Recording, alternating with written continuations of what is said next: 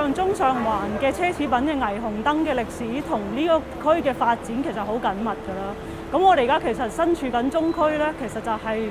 香港最早期發展嘅地方嚟。咁我哋而家霓虹交匯咧，都發現到真係香港霓虹招牌咧落嚟嘅速度已經越嚟越真係好快啦。咁我哋都爭取緊時間咧，係希望可以盡早同而家仲有霓虹招牌嘅商戶盡早聯絡，令到佢知道我哋嘅存在同埋我哋嘅工作咯。咁而我哋上年嘅8月度咧，其實我哋就開始真係發咗信好多俾唔同嘅商鋪。咁其中一個咧回覆我哋嘅就係東方標行啦。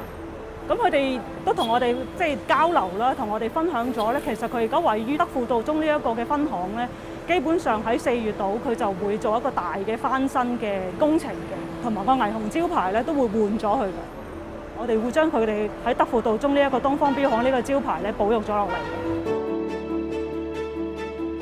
咁我都有花過少少時間去研究東方標行呢一個招牌字啦。咁因為佢俾我嘅感覺咧係好四平八穩啦。咁佢個字體嚟講，我會覺得佢係介乎楷書到一個北魏字體嘅一個書法體啦嚇。咁北魏字體係響上個世紀60、70年代係一個好流行嘅一個書法字體嚟㗎。尤其是標行個行字啦，個勾係比較大嘅。咁咧呢個平凡之中咧就略帶啲氣勢咁樣咯。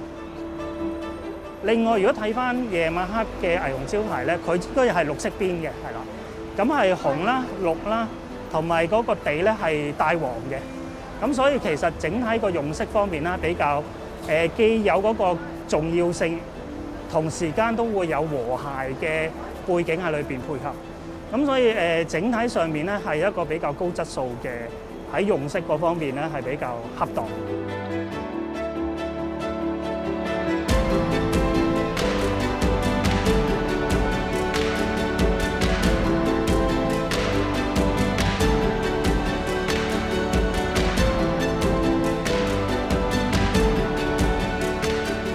其實我第一次見到你哋呢個邀請嘅時候咧，我個心就去諗，咦，其實我以前咧都有一啲嘅霓虹光管咧，因為我嗰間鋪頭可能係要關門啦，又或者係因為一啲嘅元素，我哋可能要將個招牌清拆啦。我其實原來只可以抌去邊咧，就係抌去堆填區。其實佢都係經過時間嘅洗禮，經過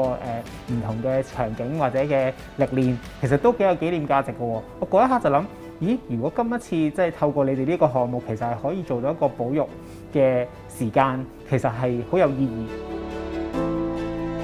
其實我哋成日都講，我哋係一個同時間好有關聯嘅一個行業啦。其實保育真係要用時間去洗滌，同埋要去用時間去浸淫呢件事嘅。咁所以我就覺得好有一個好值得我哋去參考啦，同埋好值得去進行嘅一個合作。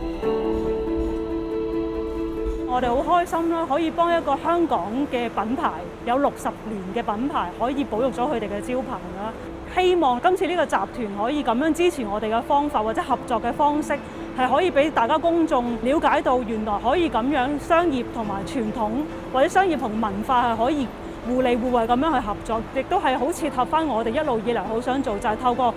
霓虹嘅招牌去講翻，譬如話商戶嘅故事啊、行業嘅故事啊，同埋甚至地區發展嘅故事。